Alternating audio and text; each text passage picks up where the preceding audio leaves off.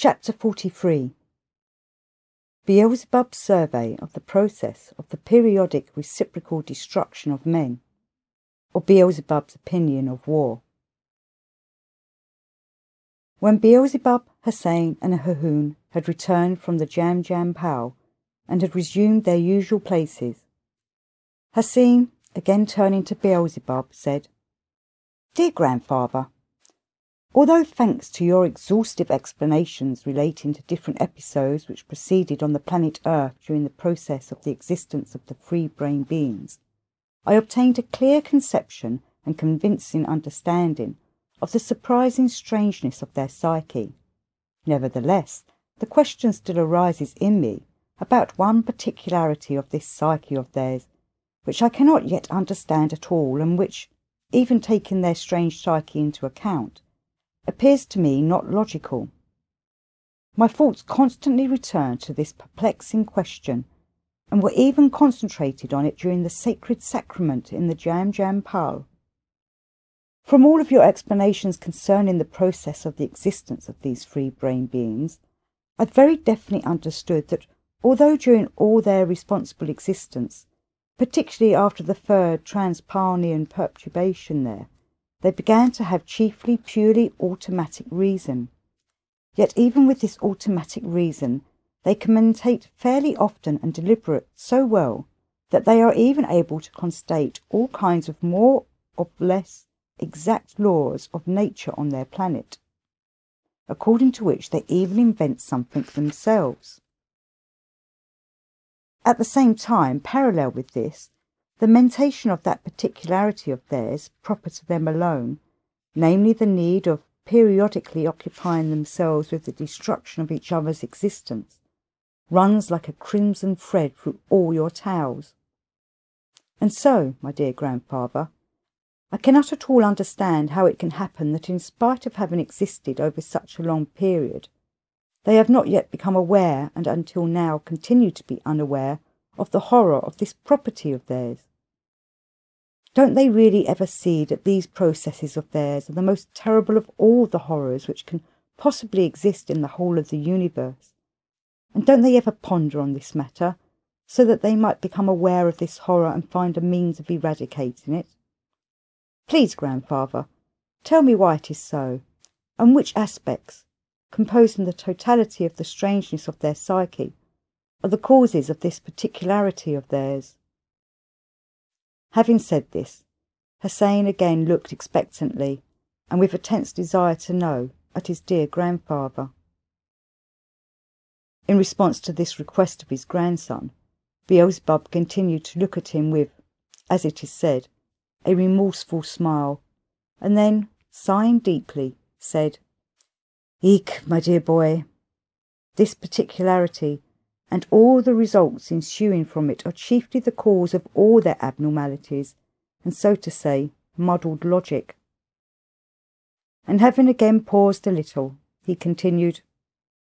"Good. I will help you to get clear about this question. The more so as I have already once promised to elucidate it to you in detail.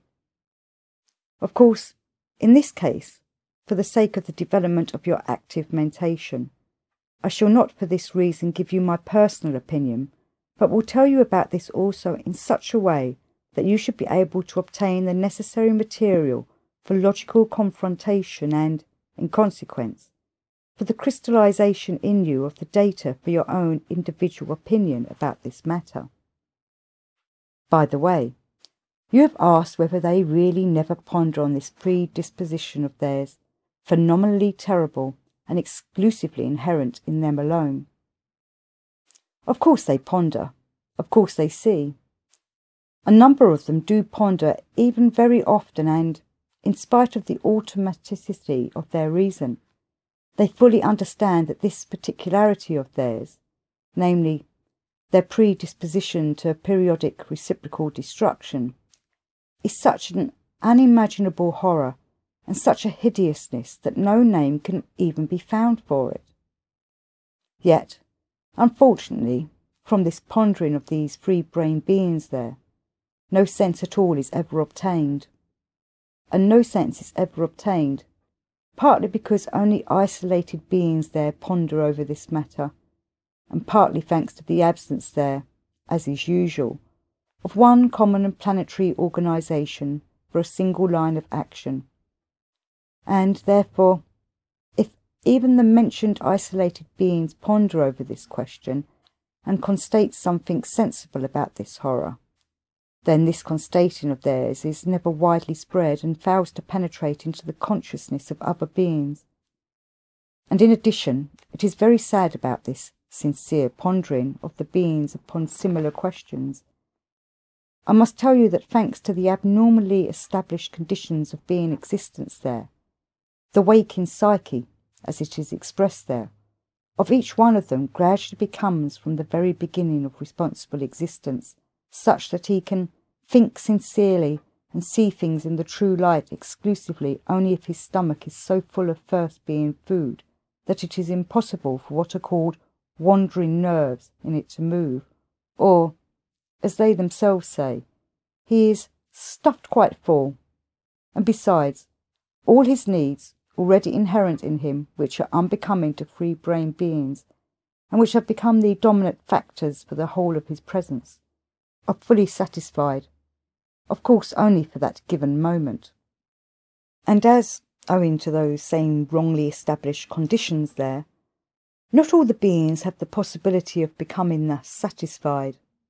then, on this account, and for many other reasons,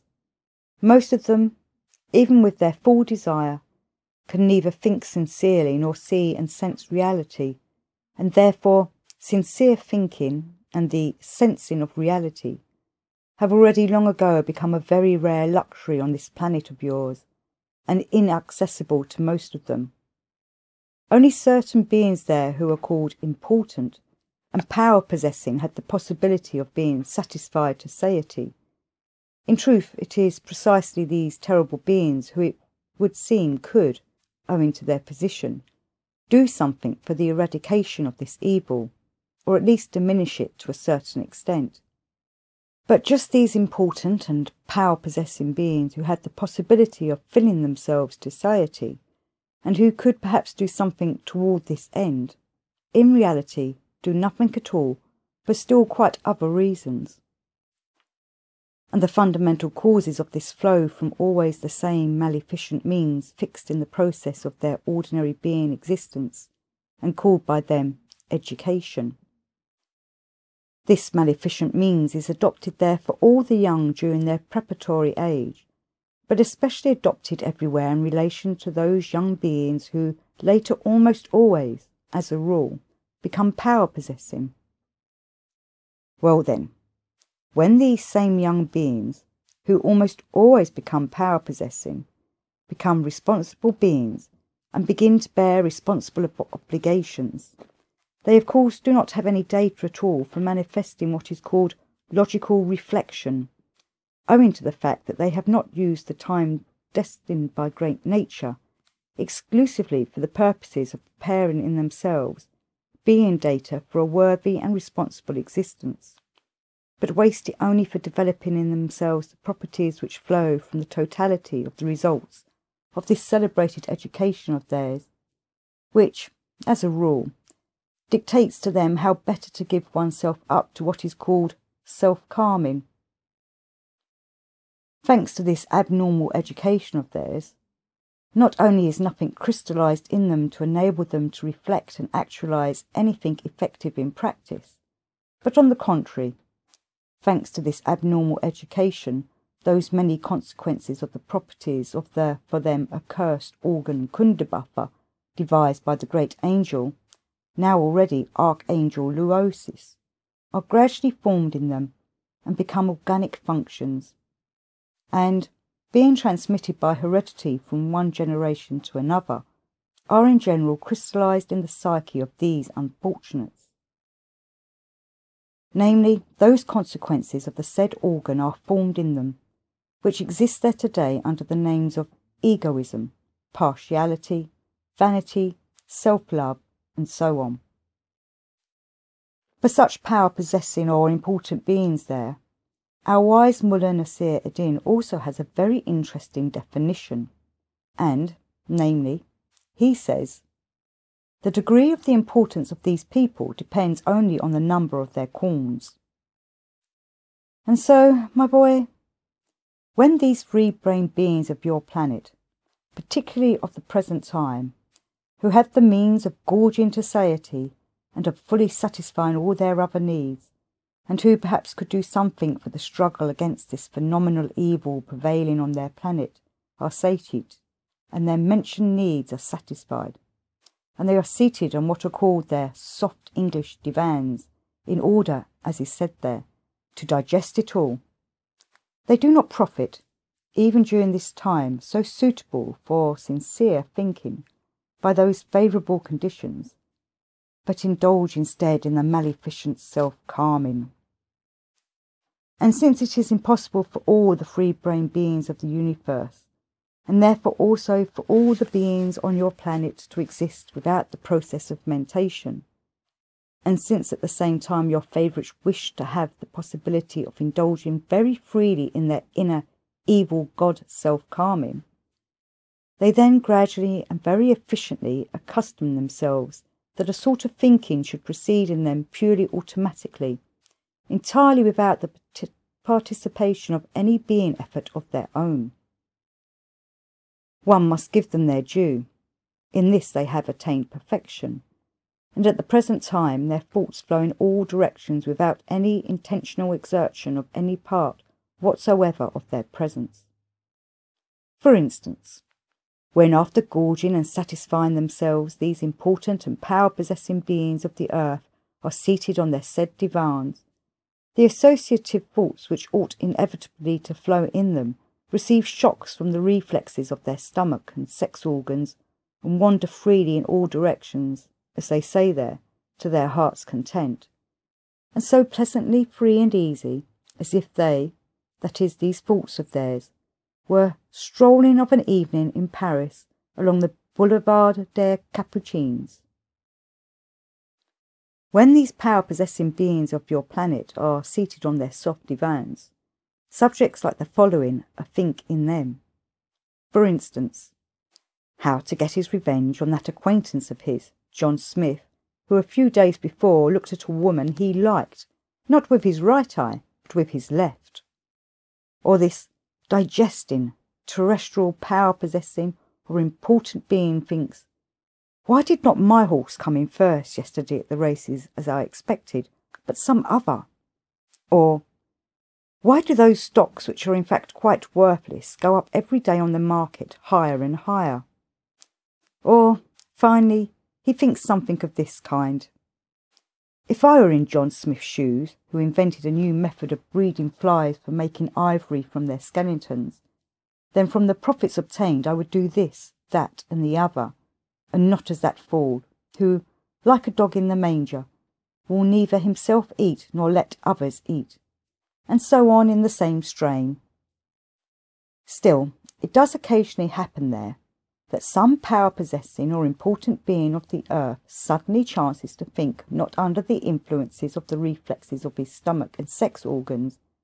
but thinks sincerely and quite seriously about these or other questions, which particularly regard to this terrifying terrestrial question. But even these sincere reflections of the power-possessors occur for the most part also quite automatically from casual external causes of the following kind. Either someone very near to them has had his existence violently terminated during the last such process of theirs, or someone offends them strongly and painfully, or someone stirs their emotions by doing some great favour for them, or giving them something which they did not at all expect, or finally, when they really feel the approach of the end of their own existence. And in these cases, when the power-possessing beings there sincerely ponder about this phenomenal horror which proceeds on their planet, they are always greatly agitated by it, and of course in this state of theirs they make a vow to undertake at all costs and to actualize everything necessary to put an end to this increasing evil. But here lies the trouble.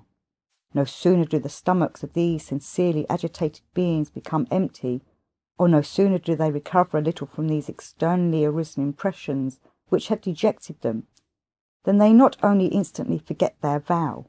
but even they themselves again begin, consciously or unconsciously, to do precisely everything which is generally the cause of the outbreak of these processes between communities.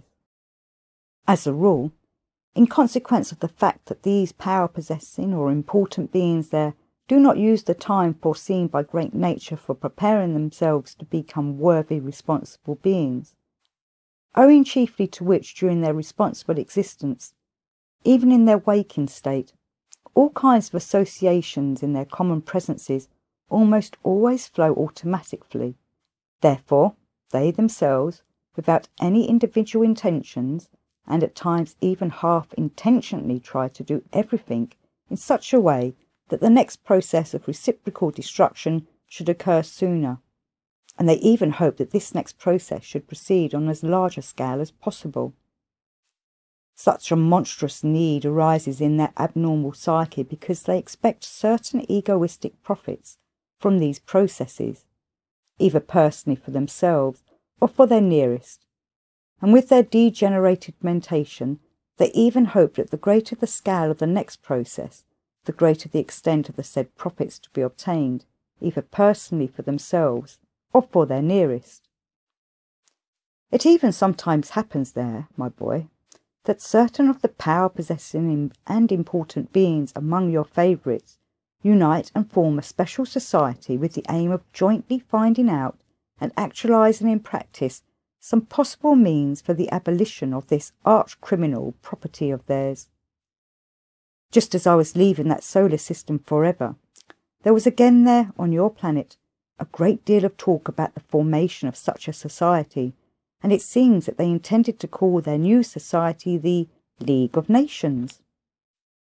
I said again because they had already many times formed similar societies, which always finally died in the same strange way.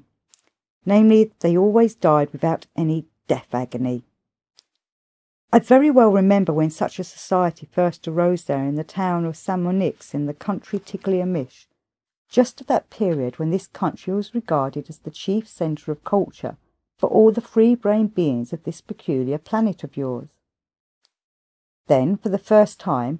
just such important beings from among the ordinary beings of most of the communities of the continent Asia assembled at the mentioned place with the aim of jointly drawing up a common agreement that there should never again arise among the different Asiatic communities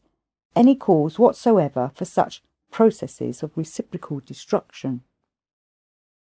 This society of beings then had as their motto the following sentence: God is where man's blood is not shed. But owing to their various personal, egoistic and vainglorious aims, the ordinary terrestrial, important and power-possessing beings who had then assembled very soon quarrelled among themselves and went their ways home without accomplishing anything. Several centuries after the existence of Tiggliamish, there arose again a similar society of beings there on the same continent Asia, but this time in the country which was then called Mongolo-Planozura. This society existed there with the motto, "Love one another and God will love you." And this society, having given no positive results for the same reason, ended its existence also in the same manner. Later they again formed such a society, but this time in the country which is today called Egypt, and this society began to exist there under the motto, "If you learn how to create a flea, only then dare you kill a man." Still later, the same arose in the country Persia, where the following sentence was taken as the motto for this society of theirs: "All men are divine, but if only one is violently killed by another, then all will be as nothing."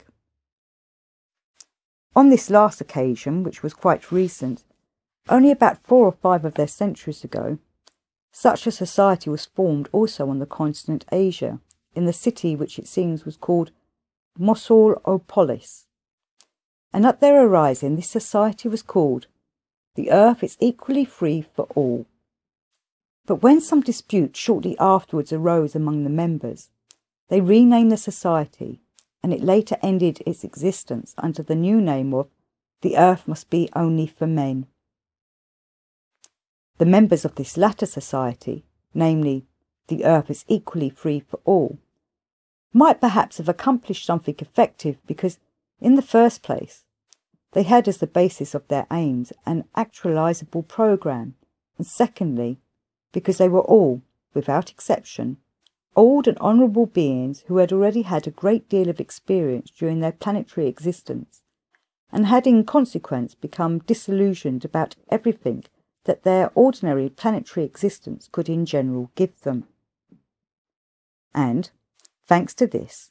they had fewer egoistic, vain and other properties, on account of which similar societies there usually break down. Above all, from this society something effective might have resulted because there was not a single power-possessing being among them, since on account of their same egoistic and vainglorious aims, these beings sooner or later always dispatch all the accomplishments of any society whatsoever of a common planetary character of which they happen to be members, and moreover dispatch them with musical accompaniment, to the famous swine of our Modern Intelligentsia, which always gobble up everything, without what are called parlour manners. These terrestrial power-possessing and important beings, particularly the contemporary ones, at times do not frustrate such national affairs from which they might expect considerable gain personally for themselves, or for the beings of their own caste. From the task of such a society good results might be obtained for all the beings of their planet without distinction of caste, but then, as soon as the affairs of this society begin to be somewhat difficult, or, as it is said, a crisis arises, these tasks instantly bore the terrestrial power-possessing beings, and even at the mention of them, or when by association they themselves remember about them, expressions of martyrdom immediately appear on their faces. And the reason why also nothing resulted from the labours of these beings who called their society The Earth is Equally Free for All, although almost everything was done by them for this aim that was possible to do there in the conditions which almost always reign on this incomparable planet, I shall tell you a little later, and even rather in detail, because the information concerning the causes of the fall of Justice's society, which was formed by your favourites in their attempt to eradicate, or at least to diminish this arch-criminal property which had been implanted in them,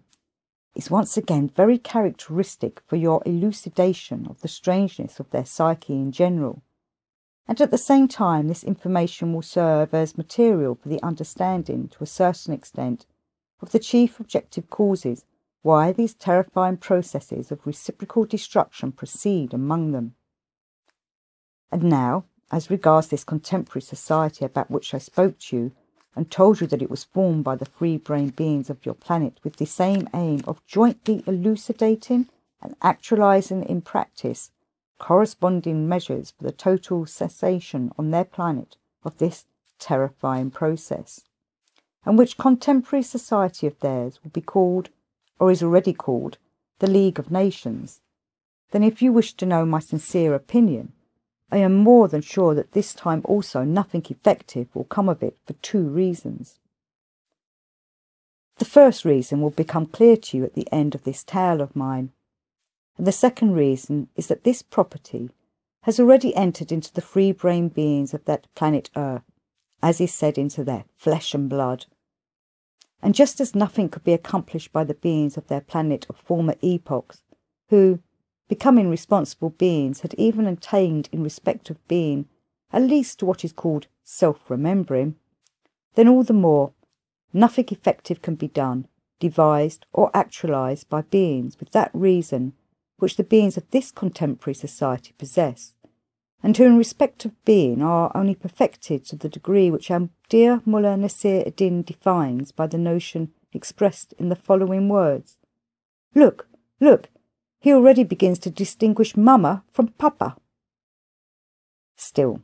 I must remark that these contemporary important and power-possessing beings, who are, or will be members of this contemporary society will achieve personally for themselves by this new contrivance of theirs one most formidable and most useful result, namely, thanks to this official society of theirs, they will have still another, as it is said, very plausible excuse for drawing wool over the eyes of their what are called proprietresses, who are for these terrestrial contemporary power-possessing beings either their wife, mistress, mother-in-law, or finally the assistant in some large store, and so on. Whereupon, thanks to this new official society of theirs, they will have the opportunity of passing the time tranquilly among their friends, important and power-possessing beings like themselves, and at these official 5 o'clocks, which without doubt will be very often arranged ostensibly for affairs connected, as it were, with the aims of this important official society of theirs, they will be able to pass the time without the silent, though terrifying glances and watchfulness on the part of their proprietresses. Such societies of power-possessing beings usually arise there at the beginning of the end of the great processes of reciprocal destruction, and almost each time they arise in the following way. A number of them, namely from among those power-possessors, personally suffered during their last process of reciprocal destruction such heavy losses, the momentum of the action of which had not yet ceased in their common presence, and had engendered for the general functioning of their psyche a certain combination, that the data in their subconsciousness for the arising of the being impulse named conscience had begun by itself to take part in the functioning of that automatic consciousness of theirs, which had already long ago become habitual to them. That is to say, there was obtained by itself in their general psyche that combination about which the most saintly Ashiata Shirmash had dreamed for all the free-brained beings of that ill-fated planet. Well then, my boy, owing to this, when the said power-possessing beings meet together and discuss a great deal about this terrible property of theirs, they gradually began to see it almost in its true light, and a genuine sincere desire just begins to appear in them to do everything possible to attain to the abolition of this appalling horror proceeding on their planet. And so, if it happens that several such terrestrial power-possessing beings with, so to say, resurrected conscience should chance to meet, and thanks to a long mutual influence, see and feel reality almost in its true light, then they unite in order jointly to find some possibility or other of actualizing these sincere wishes of theirs. In this manner, all such societies formed there usually begin. These beings might, perhaps, somehow or other achieve good results, but the evil lies in this, that, as a rule, other of these terrestrial important and power-possessing beings very soon enter such societies and begin to take part in them. These latter enter and take part in the tasks of such societies, not because their conscience also begins to speak, far from it. They join only because, according to all those same abnormally established conditions of ordinary being existence, they, being important and power-possessing, must, as a matter of course, be members of and participate in every important society. When these other terrestrial important and power-possessing beings enter such societies and also begin to participate in their affairs, then they, with their personal egoistic and vainglorious aims, as a rule, not only very soon send all the tasks of the society and everything that has been done by the beings with resurrected consciences, as is said, flying up the chimney, but as a rule,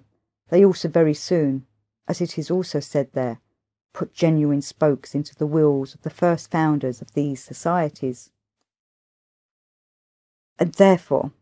these societies of beings which are formed there for common planetary welfare always quickly die, and die, as I already told you, even without death agony. Concerning the effective results obtained from all these good beginnings of the important beings, our worthy Mullah Nasir ed-Din has also a very wise saying, namely, he says, "Past centuries have shown us that Carabagonian asses will never sing like nightingales, nor will they refrain from indulging their noble taste for real Shushunean thistles." Here, apropos, it will be opportune for you also to know that during the long centuries of my attentive observations of the free-brained beings of the planet Earth, I never once noticed that in any of the societies formed by them with the aim of jointly devising means for the happy existence of the great masses, which societies there now and then also happen to exist, did beings ever participate who had more or less objective reason, to which, as I have already told you, many there did nevertheless attain by their perseverant efforts in their aim for self-perfection. In the course of observations during my last sojourn there, I cleared up, among other things, that the beings with objective reason do not happen to be in these societies for the following reasons. The point is that in order to participate in any society whatsoever, a being must always of necessity be important, and such a being there among them, thanks once again to the abnormally established conditions of being existence, can only be one who either has a great deal of money or who becomes what is called famous among the other beings there. And since, especially during recent times, only those beings can become famous and important among them in whom the mentioned sacred function, namely being conscience, is entirely absent, then in consequence of the fact that this sacred function in the presences of beings is in general always associated with everything that represents and is objective reason, then, of course, those free-brained beings with objective reason always have conscience as well, and consequently such a being with conscience will never be important among the other beings. That is why the beings with pure reason there never have had and never will have the possibility of taking part in the societies of beings who are formed of important and power-possessing beings. And regarding the same question, it happens there just as our dear Mullah Nasir ad-Din has already once said, namely, this is the highest punishment. Pull at the towel, the mane gets stuck. Pull at the mane, and the towel gets stuck. Whatever might have been, yet as I have already said, your favourites at the present time again wish to find possible ways and means for the abolition of this terrible properties of theirs, which has become inherent in them and fastened on their psyche as strongly as the consequences of the property of the organ Kundabapa. And of course, these members of the contemporary society, the League of Nations, will endeavour to attain this abolition by all kinds of regulations and various agreements devised by them, by which means those ancient beings also endeavoured to attain it, that is to say, by those ways and means by which, in my opinion, it is now already absolutely impossible there to attain anything effective. From this contravenience of your contemporary favourites, some advantage might be derived, even quite a great one, but only for their inevitable newspapers, for drawing-room conversations, and, of course, for the various Hasnas-Mussian manipulations of the terrestrial, as they are called, stock jugglers. The state of affairs in regard to this terrifying evil there is at the present time already such that to attain the immediate total destruction on the surface of this planet of theirs, as I said, hideous property which has already entered their flesh and blood, is not only a meaningless task for their miserable reason, but is in general almost impossible. However, my boy, even these contemporary beings of this contemporary common planetary society, the League of Nations, might perhaps, in spite of the fact that impartial reason, proper to the presence of all free-brained beings who have already attained responsible age, is absent in them, also achieve positive results in the fundamental aim they have set themselves, if they occupy themselves with the solving and actualizing of only those questions which are in the sphere of their competence and powers. Knowing their, so to say, ways, I am quite sure that they will not occupy themselves with those questions which are within the reach of their understanding.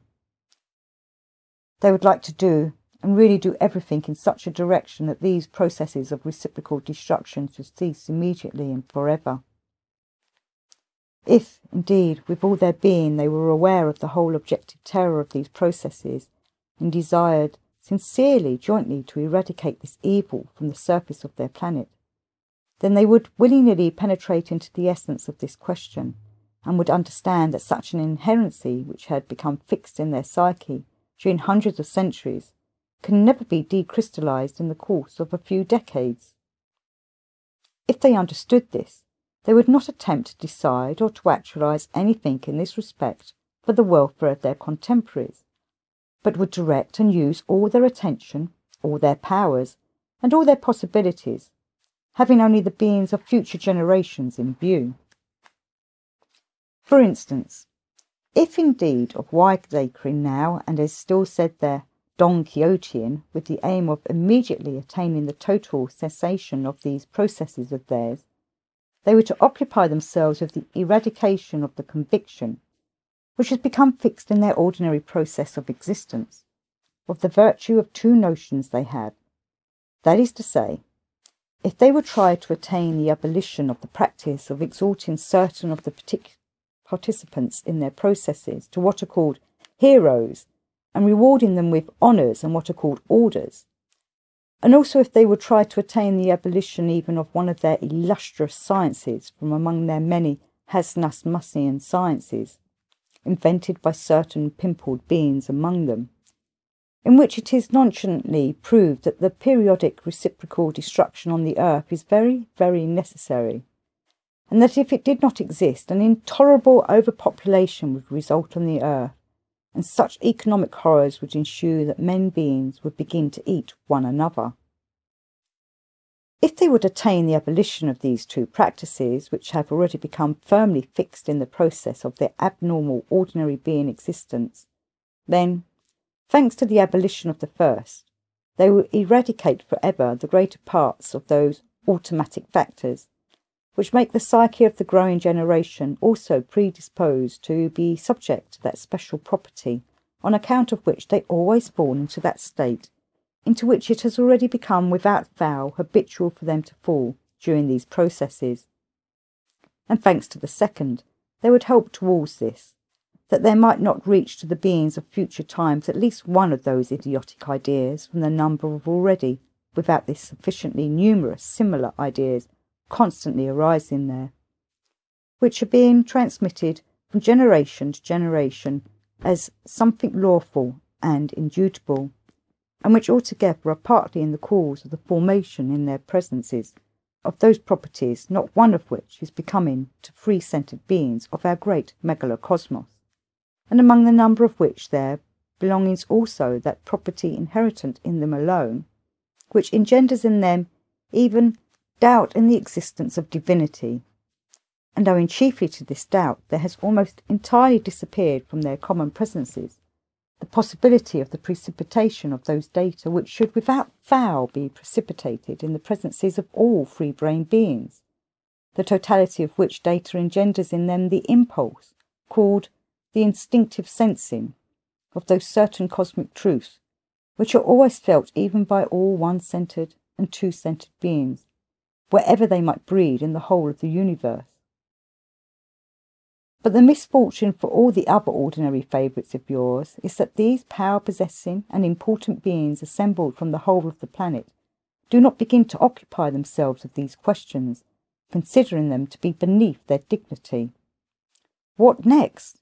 Such important members of such important societies suddenly occupying themselves with such trivial matters. In general, in consequence of the fact that every kind of data for individual manifestation have already quite ceased to be crystallized in most of these free-brained beings who have taken your fancy, particularly the contemporary ones, and they manifest themselves only according to the dictates of the consequences of the properties of the organ Kundabuffer. They therefore do not like to occupy themselves with such affairs which are within their reason and within their power, but occupy themselves always with decisions of such questions which are incomparably higher than their reason. Thanks to this feature of their strange psyche, one other peculiar and in the highest degree strange psychic organic need had been formed in them during the last 20 centuries. The chief manifestation of just this psychic organic need of theirs consists in this, that each of them must always of necessity, as they say, teach others sense, or put them on the right road. Do you know, my boy, my mentioning this exceptional feature of their character, inherent in all of them without exception, leads me to the thoughts of the desirableness of explaining to you at this point about their strange psyche, and to give you the advice like that which that good old fellow, our Whom, already once gave you, when I ended my explanation about the contemporary terrestrial illustrious art. He then said, among other things,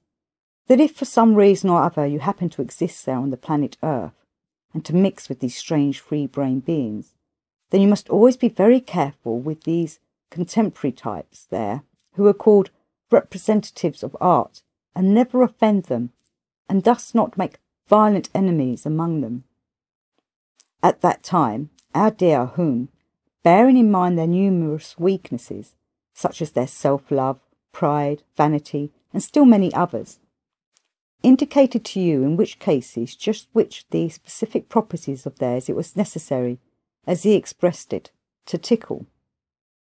He even then explained to you in detail about what and how it was necessary to speak to them, so that they should always have good relations with you, and so that they should always and everywhere praise you and only speak good about you. Concerning this advice of his, I can say nothing bad. It cannot be denied. It is the ideal for the types he mentioned. These contemporary representatives of art there, in fact, have in great abundance the specific properties enumerated by our dear Whom, and if on each occasion you tickle these particular properties of theirs, they will indeed worship you, and in everything always behave towards you not worse than those who were called there Asclepian slaves. But though this advice of his is excellent, and even indispensable for existence among them, I personally do not consider it practical for you. Not practical in the first place, because since not all the beings of the earth are like representatives of art, this advice does not apply to all of them in general. And secondly, because it will be inconvenient for you always to have to remember all these numerous particularities, and each time to stop and think on which occasions which of these numerous weaknesses of theirs must be tickled. I wish to point out to you one great secret of their psyche. Namely,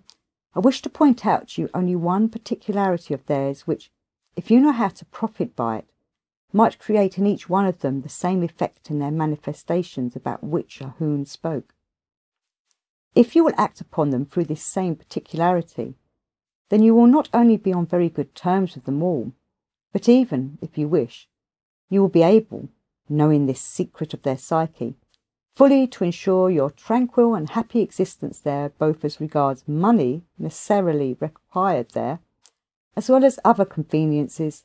the taste and blissful significance of which our dear teacher expressed by the words, "Roses, roses." You, no doubt, my boy, have already guessed that by this secret of their psyche I refer just to this same, as I called it, psycho-organic need of theirs to teach others sense and to put them on the right road. This special property formed in their psyche, thanks of course always to the same abnormally established conditions of ordinary being existence, becomes, as it were, when each one of them already becomes a responsible being, an obligatory part of his presence. Everyone there, without exception, has this psycho-organic need, old and young, men and women, and even those whom they call prematurely born. The mentioned particular need of theirs arises in them, in its turn, thanks to another particular property of theirs, which is that from the very moment when each of them acquires the capacity of distinguishing between wet and dry, then, carried away by this attainment, he ceases forever to see and observe his own abnormalities and defects, but sees and observes those same abnormalities and defects in others. It has already become customary there at the present time that all your favourites always teach others like themselves, even things the notion of which they have not even dreamed of. And the joke of it is that if these others do not learn from him, or at least do not pretend that they wish to learn, then they are not only offended, but even always inwardly, very sincerely indignant, and, on the contrary, if one of these others should learn sense from them, or at least pretend that he is very anxious to learn it, then these beings will not only love and respect him, but will feel fully satisfied and greatly delighted. It must be remarked here that only in these circumstances can your favourites speak about others without malice and without criticism. And so, my boy, I strongly advise you that if for any reason you have to exist among them, always pretend that you wish to learn something from them. Act in the same way towards their children, and then you will not only be on excellent terms with them all, but the whole family will even look on you as the honoured friend of the house. Always remember that any one of them, however insignificant he himself may be in essence, looks down, owing always to his self-conceit ensuing from this particular property, with contempt upon the conduct and actions of others, especially if their conduct and actions sharply contradict his own subjectively established point of view, and in these cases he, as I have already said, usually becomes inwardly sincerely offended and indignant. I might as well here remark that thanks to this property of your favourites always to grow indignant at the defects of others around them, they make their existence, already wretched and abnormal without this, objectively unbearable. Thanks to this constant indignation, the ordinary being existence of these unfortunates flows almost always with unproductive what are called moral sufferings, and these futile moral sufferings of theirs continue, as a rule, by momentum to act for a very long time on their psyche, so to say, semsestionally, or as they would say there on your planet, depressingly. That is, they ultimately become, of course without the participation of their consciousness, Ignoramus, or as they would say, nervous. And then they become in the process of their ordinary being existence completely uncontrolled, even in those being manifestations of theirs, which have nothing in common with the primary causes which have evoked this Ignoramus, or nervousness of theirs. Only thanks to this properties of theirs alone, to be indignant at the defects of others, their existence has become gradually even arch-tragic comic. For instance, at every step there you meet a picture of this sort. These freaks lose, so to say, that outer mask which, thanks to the same maleficent means exists in there, called education. Most of them have little by little learned to wear from their childhood, and thanks to which they can very well conceal their genuine inner and outer trifling significance from others. And in consequence they automatically become slaves of others to the degree of humiliation, or as they themselves say there, they fall as regards all their inner experience under somebody's thumb, for instance, under the thumb of wife or mistress, or of such another who by some means has ferreted out the inner insignificance of this given terrestrial being, and thus the latter ceases to have for them this artificial mask. And indeed, it is just such a terrestrial being under somebody's thumb who, as a rule, is more indignant than anyone else at other beings of their planet, as for instance at some king, who for some reason or other is unable to keep in submission tens or hundreds of thousands of his community. And it is just such beings who are under somebody's thumb who usually write various manuals in which they show in detail how and what must be done for the good government of others. Or again, when one of the contemporary beings of this peculiar planet, whose heart, as they say, always sinks into his boots from fright when, for instance, a mouse ran past him, learns that so-and-so on meeting a tiger felt a little timid,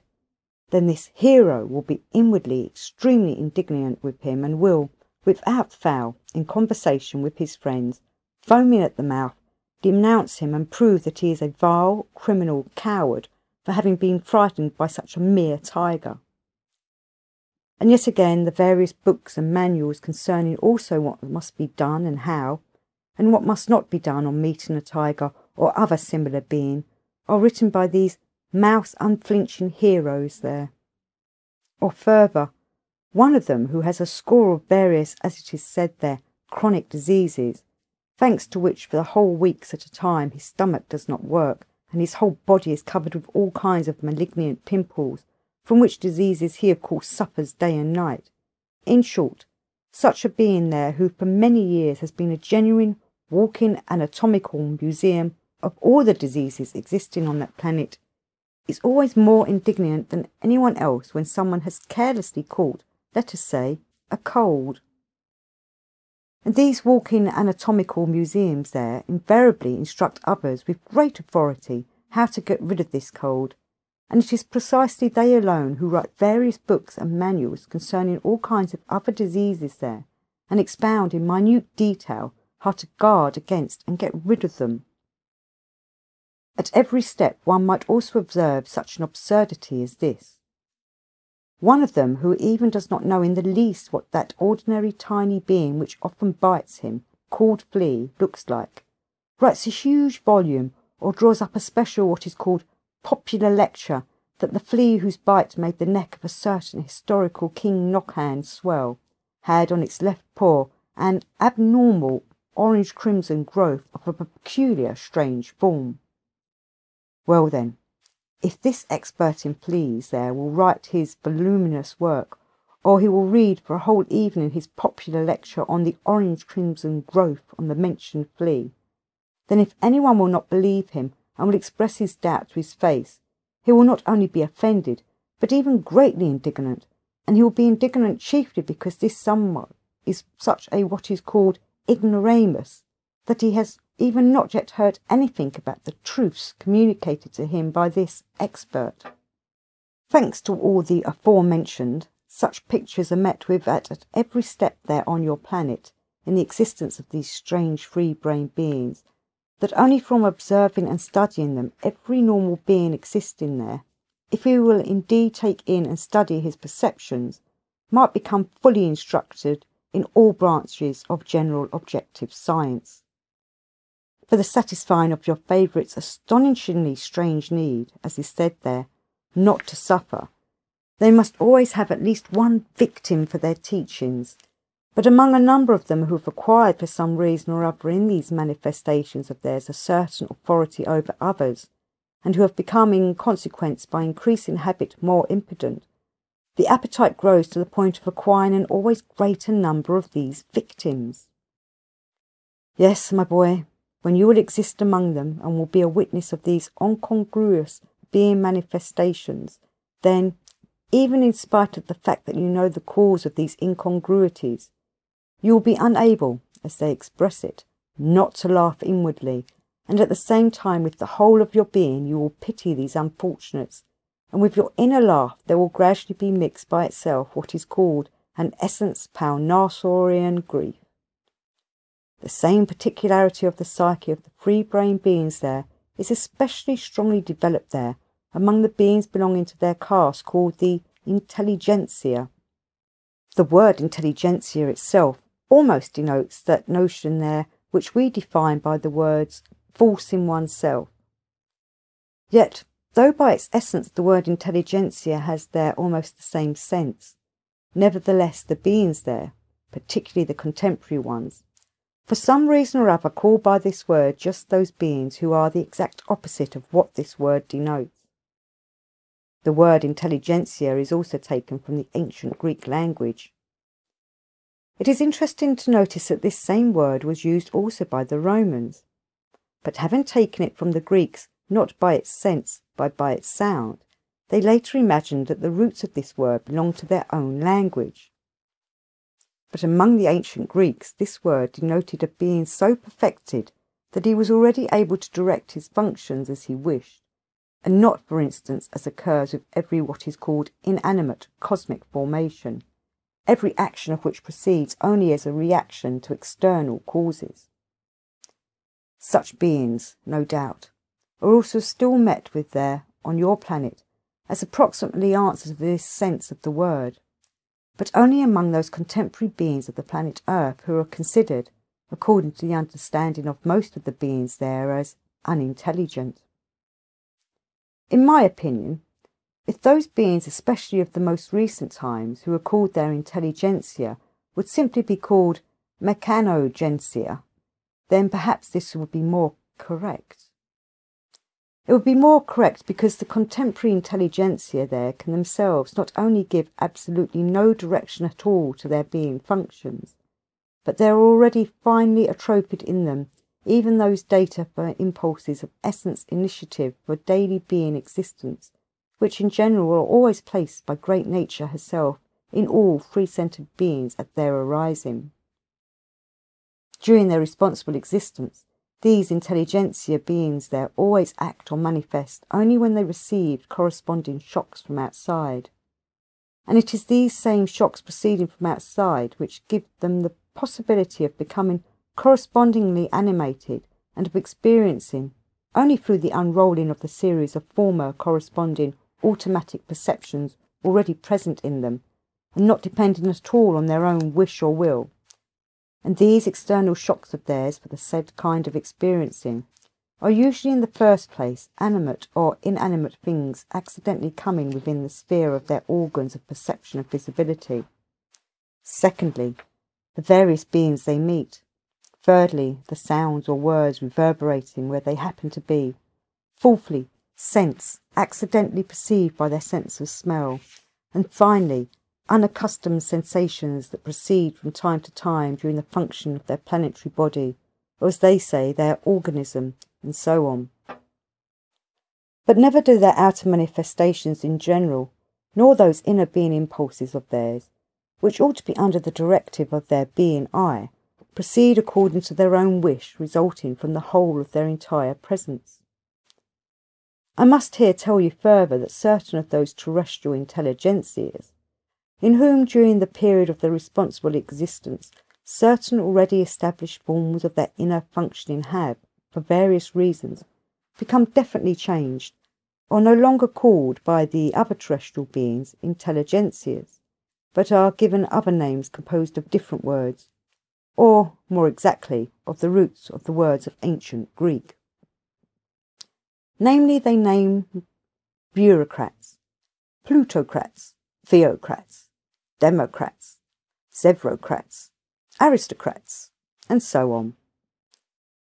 The first of the names enumerated, namely bureaucrats, is given to those intelligentsics in whom the series of their ordinary automatic associations already present in them, which engender experiencings, are limited. That is to say, however varied the shocks coming from without may be, associations are evoked in these bureaucrats of always the same experiencings, which, thanks to the frequent repetition, acquire their own specific character and manifest quite independently, without the participation of any separate spiritualized being, part whatsoever of their common presence. And as regards the beings of the second of the enumerated states, that is, those who also after a certain transformation of their psyche are called by other beings plutocrats, then to the beings thus called, those of the intelligentsics there are promoted who previously, during the period of their responsible existence, were able very artistically to get all the honest, that is, naive, fellow countrymen of theirs they came across into their toils,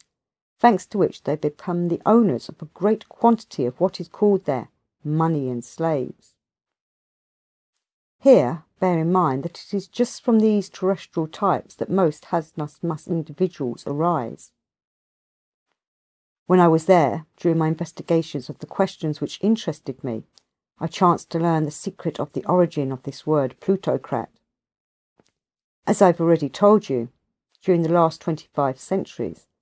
there every suspicious notion and every suspicious thing has for some reason or other been called by ancient Greek words, likewise these names, as bureaucrats, aristocrats, democrats, and so on, which express in themselves suspicious notions, are also composed of two ancient Greek words. For instance, The word bureaucrat consists of two words, bureau, which means chancellery, and crat, which means to keep or to hold. And both of these words together mean those who manage or keep the whole chancellery. And as regards the word plutocrat, it seems that the history of its origin is somewhat different and does not go very far back. This word was formed only 7 or 8 of their centuries ago. Although these types already existed in ancient Greece, also, yet they were then called their plesiocrats. Several centuries ago, however, when many of these types were developed there, and when it became clear that the other beings of the earth had somehow to dignify them with a title, then those beings there, who at that time were in charge of such questions, invented for them this name, plutocrat. It seems that they then deliberated and pondered a very long time precisely what name to invent for them. They deliberated and pondered a long time because they already very well understood that these types on their planet are scoundrels of the deepest dye, and already, so to say, saturated by every kind of hazardous musness to the marrow of their bones. At first, in order to dignify them, they wished to invent some or other very forceful word corresponding to their inner significance, but later they became afraid of doing so, because these terrestrial types, thanks to what is called ill-gotten gains, had already then acquired force and power, far greater perhaps than that of their kings. And they were afraid that if they dignified them by just such a word as would define their real significance, then they might be greatly offended and begin to do still more harm to the other beings. And therefore they ultimately decided to be cunning and invented this word, thanks to which they could call them by their real name, and at the same time appear to dignify them. The mentioned beings of that time achieved this in the following way. As the title of these terrestrial types had of course also to be composed of 2 ancient Greek words, and as all such names had the ancient Greek word krat as to their second half, then in order that the new word might not strike anyone's eye, they left in it this same ancient Greek consonants. The first half, however, of this word was not taken from the ancient Greek as was usually done, but from what is called Russian language. Namely, they took the Russian word plut. In Russian, plut means rogue, and in this way obtained plutocrat. These terrestrial beings then indeed attained their aim as perfectly as possible, because at the present time there on your planet, both these terrestrial parasites themselves and also the other beings of the earth are quite content with this title. These terrestrial monsters are so satisfied with their title that, at a swagger, they go about in top hats, even on weekdays. And the other terrestrial beings are also satisfied, since they call these freaks by their genuine names, not only without making them angry, but even causing them to strut like turkey cocks. As regards the third of the names I enumerated, namely theocrats, by this title those intelligentsias there were then dignified in whose common presences in the psycho-organic sense there proceeded almost the same perturbation as in those who became plutocrats. The difference between the plutocrats and the theocrats there is only this, that the first act upon their surroundings for the satisfaction of their Mussian needs through their function, which is called among them trust, while the second act through that function which has gradually replaced in your favourites the sacred function that serves all the free-brained beings as one of the 3 sacred paths of self-perfecting, and this function they call by the name faith. In order that you should obtain a more complete notion about these theocrats, it will be sufficient if I relate to you once more one of the sayings of our highly esteemed Mullah Nasir ad-Din. Concerning these theocrats there, he once uttered something very strange. Namely, he said, "Isn't it all one to the poor flies how they are killed? By a kick of the hooves of horned devils, or by a stroke of the beautiful wings of divine angels?" And concerning those types there whom all others call democrats, It is first of all necessary to tell you that these types there do not always come from the, so to say, hereditary intelligentsias. For the greater part, they in the first place happen to be simple, ordinary, terrestrial beings, and only afterwards, when they chance to become intelligentsics, and when with functions present in them degenerated also from the sacred function of conscience, almost the same proceeds in them as among the future plutocrats and theocrats, they are transformed into just these democrats. Here it might as well be remarked that when some of these democrats, for some reason or other, occasionally occupy the places of the power-possessing beings, then a very, very rare cosmic phenomenon sometimes occurs from their actions, namely, as Mullah Nasir ad-Din says, the very corns turn pedicures. And this rare phenomenon occurs, in my opinion, because when the democrats there chance to occupy the places of the power-possessing beings, they have in themselves no inherited aptitudes at all for instinctively being able to direct others, and in consequence, they are quite unable to direct the existence of beings who happen to be in their power. Our priceless teacher Mullah Nasir ad-Din has also, for these terrestrial types, a corresponding sentence. Each time he recites it, he first raises his arms to heavens, and only then with great reverence pronounce, "Thanks be to thee, great and just Creator, that by thy abundant and just grace it is so ordained that cows do not fly like pretty little birds." Now, my boy, from the various intelligentsics enumerated by me, it remains for me to tell you about those terrestrial types whom the other beings call zevrocrats and aristocrats, who are distinguished by the cognomens given to them such as Emir, Count, Khan, Prince, Melik, Baron, and so on, the consonants of which for some reason or other acts extremely pleasantly on that function of your favourites, which is always very strongly expressed in them, which remains in them up to their very death, and which is called vanity. And I must frankly confess to you that it is very difficult to explain about these types there, not only in ordinary speech, but also in the language of our most wise Mullah Nasir ad-Din. The most we can say of them is that they are simply jokes of nature. Still, I must say that although both these types there among your favourites are called differently,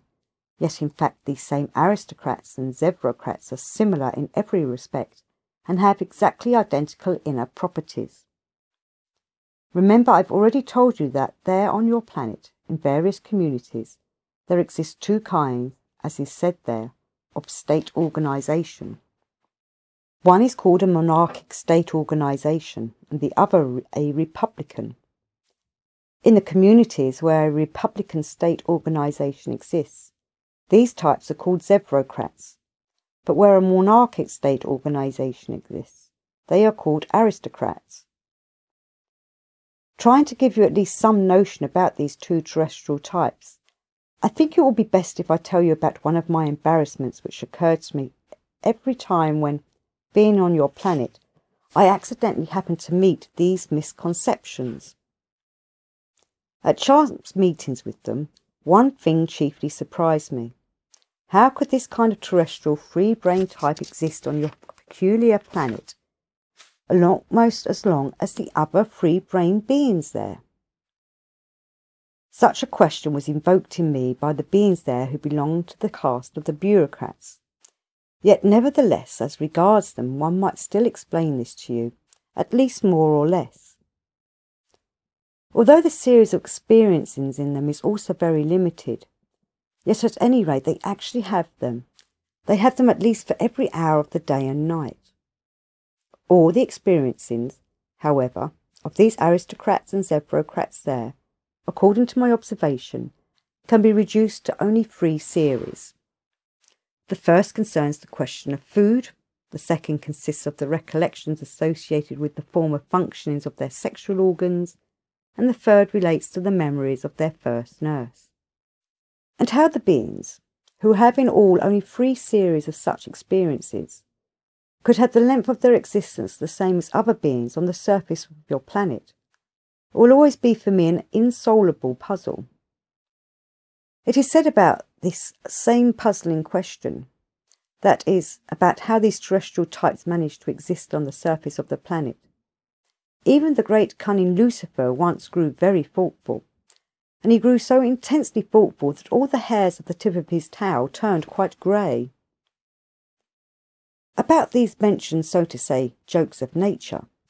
it remains for me only to attempt to explain to you why such a sharp difference exists there in the names of one and the same kind of being. I said attempt because I myself do not know exactly the cause of it, yet, knowing the roots of both words from which these names were formed, I think I can presume with great certainty that it was obtained thanks to a certain custom existing there. I must tell you that your favourites there, for some reason or other, delight in sometimes arranging what are called puppet shows. For some reason or other, it also pleases them that their same zebrocrats or aristocrats should also take part in these puppet plays of theirs, and accordingly they drag them also into these puppet shows. As these beings there are in themselves already quite vacuous and consequently feeble, it becomes necessary during these puppet shows for other beings of the given community to support them. And simply from the method of their supporting, that is to say, by which arm they supported, the difference in name was obtained in the communities, namely, where monarchic state organisation exists, it has already long ago been the custom to support them with the right arm, and hence in those communities such types are called aristocrats. And in the communities in which a republican state organisation exists, they are supported with the left arm, and hence they are called zebrocrats.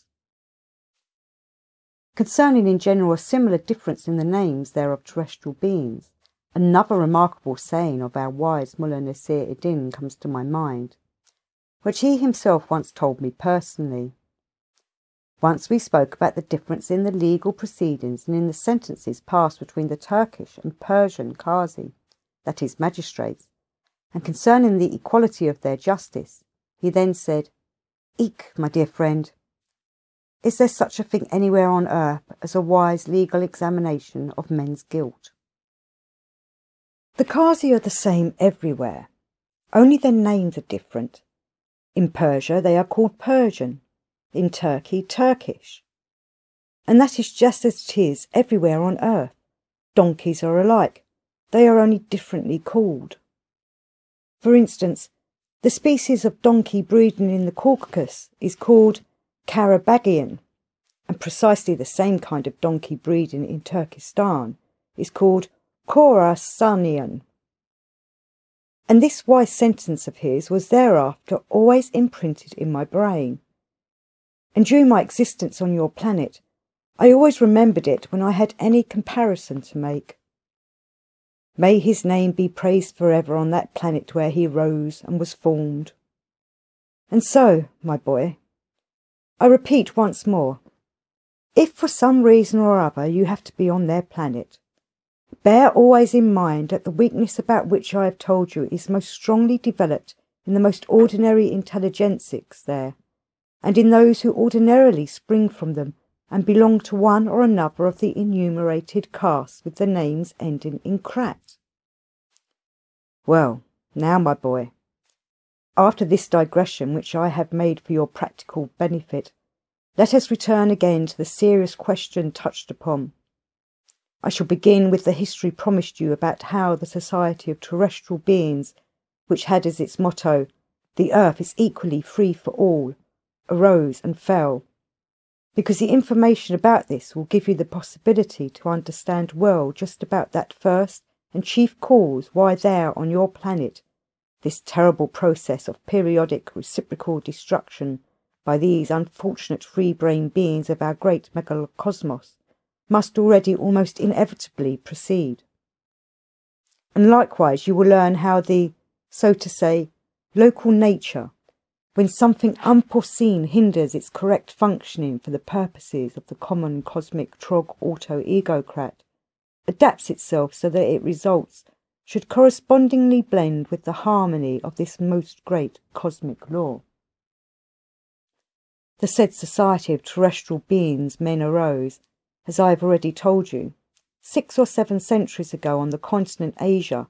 in a town then existing under the name of Musolopolis. and it arose from the following cause. Just at that period, the processes I have mentioned were flowing particularly frequently on just that same continent. These processes occurred partly between different communities and partly within the limits of these communities themselves, and these latter processes afterwards came to be called civil wars.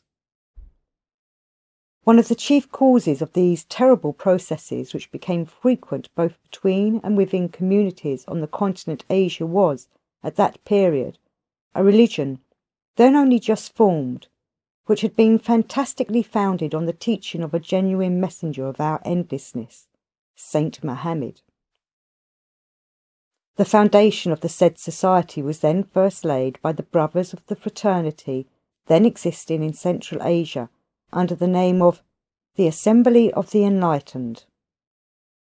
Here, it must be noticed that in those days, the brothers of this fraternity were beings who were very much venerated by other free-brained beings around them of almost the whole of this planet, and hence this brotherhood was sometimes also called the Assembly of all the living saints of the earth. This brotherhood of the free-brained terrestrial beings had already long before been formed as such beings who had also noticed in themselves the consequences of the properties of the organ Kundabuffer, and had banded together to work collectively for their deliverance from these properties. And so, when on their continent Asia these terrible processes of reciprocal destruction there became already too frequent, certain brothers of the said fraternity, with the most venerable brother Old Man Tabor at their head, just decided for the first time to try whether it would not be possible to obtain by some means, if not the total abolition of this terrible phenomenon proceeding on their planet, at least the reduction of this crying evil. Having devoted themselves to the carrying out of this decision of theirs, they then began to visit various countries of the continent Asia, and everywhere very movingly preached the colossal criminality and sin of these actions of men, and in this way they found many people earnestly with them. And as a consequence of all their impartial and truly philanthropic labours,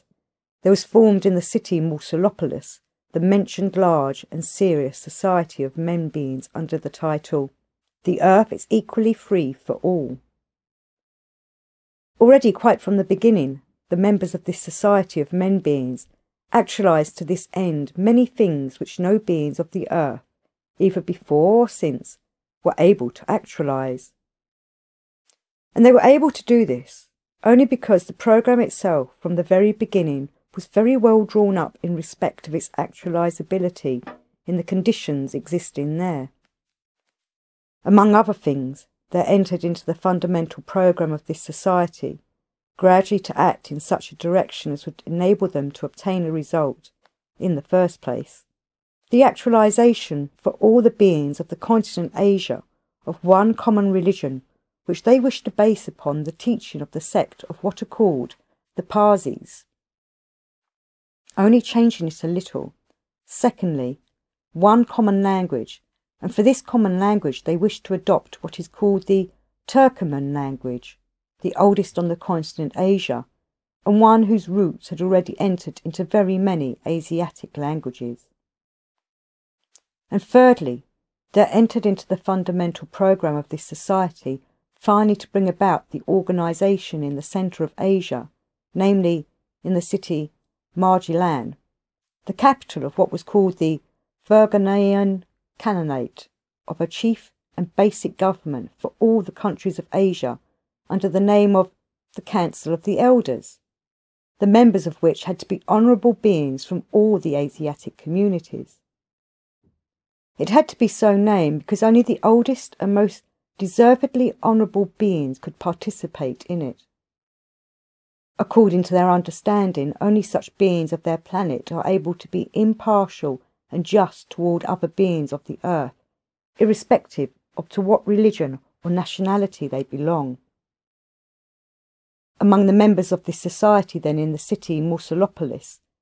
there were already beings belonging to almost all the Asiatic communities. Among them were also those called Mongols, Arabs, Kyrgyzs, and Georgians, Little Russians and Tamils, and even the personal representative of the then there famous conqueror Tamerlane. Thanks to their intensive and indeed impartial and unselfish activities, those increasing wars and civil wars on the continent Asia began to diminish, and it was anticipated that many other good things might still be done for this same end. But something just then happened which began the break-up also of the society of effective men-beings of that unparalleled planet. And everything subsequent came about through the influence of a then very famous philosopher, Atanarch, and his theory expounded by him in a treatise under the title,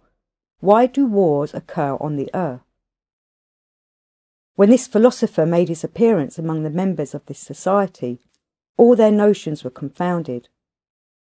I know very well the history of this same philosopher Atanarch, also because during my studies of ever the same consequences of the creations of the most saintly Ashiata Shirmash, it became necessary for me to learn in detail about his activities also, and of course also about himself. This philosopher Atanarch was born in the same city, Musulopolis, in a family of those who were called Kurds. He, on attaining responsible age, became for the planet Earth a very great learned being. In the very beginning, this same Kurd, Atanarch, perseveringly studied during many Earth years every possible question which it seemed to him might give him an answer to the question, what in general is the sense of man's existence? And during his study of these questions it seems that by some means there fell into his hands a very ancient but well preserved what is called Sumerian manuscript. This manuscript was well preserved because it had been inscribed on the skins of being snakes called Kalyanjesh, with the blood of the being Charman. As my investigation made clear to me, the contents of this manuscript, inscribed by some ancient being, extremely interested the philosopher Atanarch, who was particularly struck by that place of the manuscript where, as presupposed by this ancient learning being, it was said, in all probability there exists in the world some law of the reciprocal maintenance of everything existing. Obviously our lives serve also for maintaining something great or small in the world. This idea expressed in the ancient manuscript so captivated the philosopher Atanarch that thereafter he devoted himself wholeheartedly to the study of only this aspect of the question which had interested him. This idea served as the basis for his whole further plausible theory, which, after minute researches during several years and elaborate experimental verifications of his own conclusions, he expounded in his chief work under the name Why Do Wars Occur on the Earth? I became acquainted also with this theory of his. It was indeed near to reality. All the suppositions of this Kurd Atanarch were very similar to the great fundamental cosmic law Trog Auto Egocrat existing in our universe, which law I explained to you in more or less detail when I was speaking about the holy planet Purgatory. In this theory of the philosopher Atanarch, it was very definitely proved that there exists in the world, without any doubt, a law of the reciprocal maintenance of everything that exists, and that for this reciprocal maintenance certain chemical substances also serve, with the help of which the process of the spiritualization of beings, that is to say, life, is carried out. And these chemical substances serve for the maintenance of all that exists only after the given life ceases, that is, when a being dies. With the help of very many elucidatory logical confrontations, it was also fully proved in the theory of Atanarch that at certain periods there must infallibly proceed on the earth such a definite quantity of deaths as in their totality will yield vibrations of a definite degree of power. Once, when at a general meeting of the being members of this society, the earth is equally free for all, this anything but ordinary terrestrial free-brain being, who is also the elected representative from the whole population of the country called Kurdistan,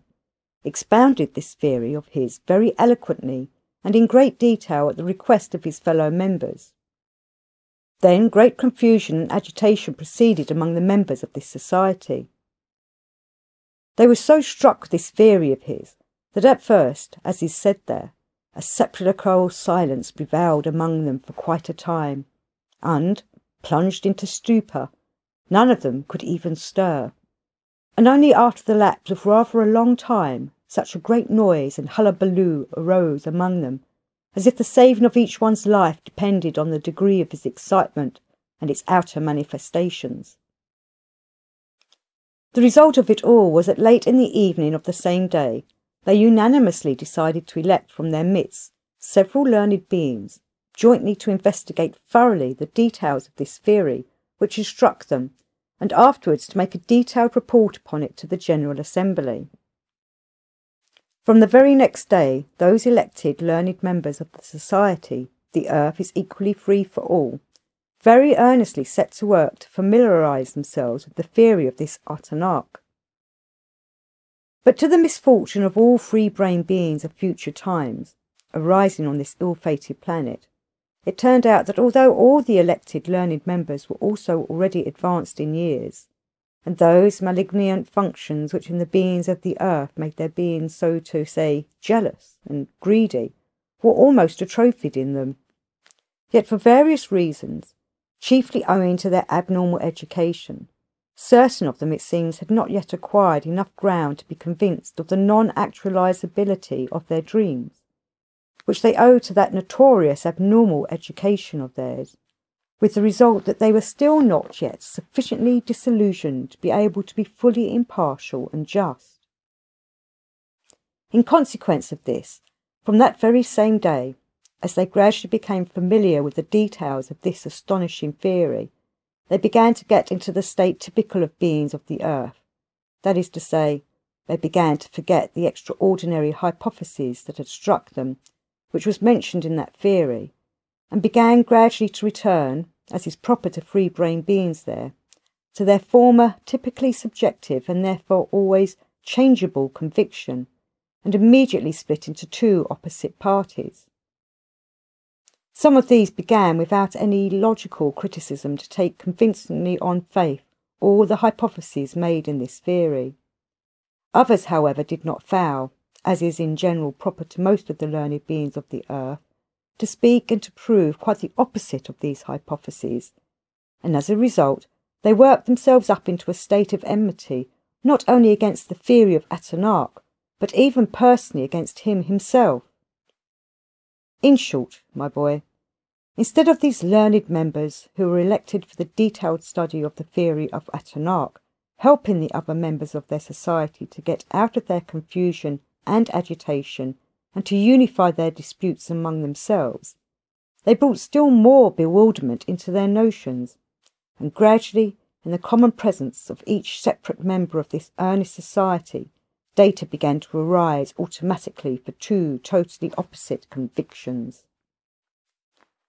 The first of these convictions was that everything takes place precisely according to the theory of the philosopher Atenarch, that is to say, that there must necessarily proceed wars and civil wars on the earth quite independently of the personal consciousnesses of men. And the second conviction was that which all the members of the society had already previously had, namely, that if they succeeded in carrying out the programme which their society had set itself, this evil also which proceeded on their planet might be destroyed root and branch, and everything might proceed in a desirable way. It was just from that time that discussions, quarrels and disturbances arose among all the members of that society, and in this case also the same began to proceed as I already mentioned, and, as had in general, long before become customary there. Those quarrels and disturbances of theirs gradually spread also among the ordinary beings there, in this case to the citizens of the city Musolopolis, and were the cause of the inflaming of their abnormal psyche. And I do not know how all this would have ended if the brothers of the society, the Assembly of the Enlightened, had not also just then arrived there and had not taken a hand in this affair. Thanks to their influence, all the members of this serious society gradually calmed down and started anew, peaceably and seriously, to ponder and deliberate upon just what to do in the future. The result of all their serious deliberations and ponderings was that they unanimously elected Atenarch as their chief director and begged him to help them to find an issue from this situation. After several meetings, already directed by the Kurd philosopher Atenarch himself, the following categorical conclusion was unanimously arrived at. According to the laws of nature, there must periodically always proceed on the earth, independently of the will of men, wars and civil wars, and this is because during certain periods there is required for nature a greater quantity of deaths. In view of this, we are all, with much grief, but with inevitable inner resignation, compelled to agree that by no mental decisions of man is it possible to abolish the shedding of blood between states and within states themselves. And we, therefore, unanimously resolved to wind up current affairs and everything done by our society, and perforce disperse for home, and there to drag out our inescapable burden of life. It was only after this categorical resolution was proposed when all the members, without exception of that indeed serious society, decided to begin that same day the complete liquidation of all their affairs. Only then did that, in the opinion held there, truly learned, though very proud and self-loving Kurd Atenarch ascend the cathedra and speak as follows. My honourable colleagues, I am very sincerely grieved that I have unintentionally been the cause of the dissolution of this great philanthropic undertaking, into which you, the most honourable and wise of all the countries of the earth, have for several years put more impartial and unselfish labour than men of the earth have ever been or ever again will be able to bear for others, that is, for men quite unknown and indifferent to them. You have laboured unceasingly for some years to obtain for the masses the most necessary welfare and, although I too have worked upon my theory for many years, also for people unknown to me,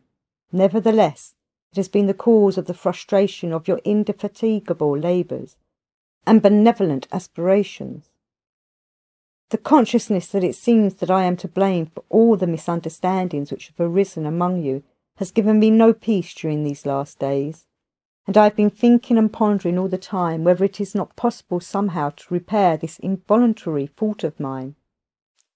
And so, wise colleagues elected from the whole earth, I wish to share with you the final conclusion to which these deliberations of mine have brought me. If the universal laws I have discovered are opposed to the means you expected might bring a certain happiness to mankind, then, however strange it may seem to you at first glance,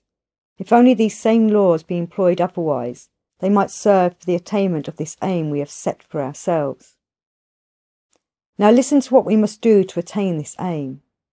The results of all my researches clearly prove that nature requires that at certain periods a certain number of deaths should take place on the earth, and at the same time I have succeeded in making clear that for the needs of nature it is indifferent which deaths these are, whether deaths of people themselves or deaths of the lives of other forms of beings. From this it follows that if the numbers of deaths required by nature is made up by the deaths of other forms of lives of the earth, then obviously the need for the number of deaths of men themselves will thus be of itself correspondingly reduced. And it will be quite possible to attain to this if all the members of our society continue to work with the same intensity, only not with the aim of realising our former programme, but of reviving upon the earth on a larger scale than before the ancient custom among men of offering sacrifices to their gods and saints by destroying the lives of other forms. When this proud Kurd had finished his speech, there arose among the members of the society, the earth is equally free for all, an astonishment and agitation not less than on the occasion when he had first expounded his famous theory. For nearly 3 days and 3 nights following that memorable day, they scarcely adjourned, But in the halls that had been put by the citizens of Muscolopolis at the disposal of this all-planetary society of men beings, there was a continuous rumble of discussion and deliberation. At last, on the 4th day, an official general meeting was convened, at which by general consent a resolution was carried to do in the future also everything exactly as should be indicated by the great Kurd, the philosopher Atanarch. And on that same day the name of that society was changed. Some days later, the members of that society, now under the new motto, "The Earth Only for Men," dispersed from the city Muscolopolis to their native countries where, under the general instructions issuing from the philosopher Atanarch, they so acted that among the populations of the continent Asia, the idea should be strengthened and again take root of making themselves agreeable to their gods and idols by killing beings of different forms. And indeed, afterwards,